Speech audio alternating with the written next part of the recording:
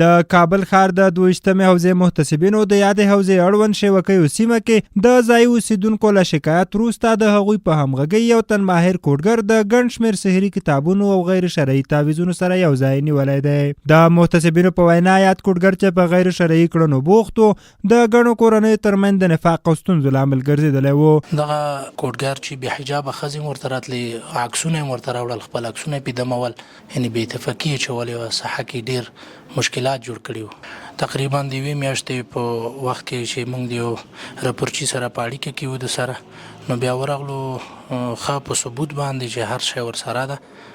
په خپل کور مېمانخانه کې په مالتیا د مسجد د امام وکیل ګذر پسې ورغلو، سره د ثبوت هم بیا ګیر کو، قضایي ارګانونو ته مو وسپارلو. هغوی همداراز ټینګار کوي چې هیڅ چاته به اجازه ورنکړي څو په ټولنه کې خرافات او غیر شرعي کړنې ترسره کړي او له خلکو غواړي چې د ورته شومو پدیدو له منځه وړلو کې له محتسبینو سره همکاري وکړي.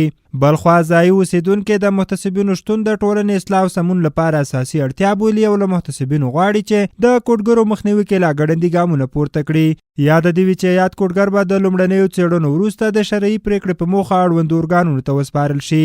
دا په داسې حال کې ده چې د امر بالمعروف نهي عن المنکر او شکایتونو اورېدلو وزارت محتسبینو تېره میاشت د هېواد له بېلابېلو سیمو څخه 29 تنه کوډګر نیولي وو.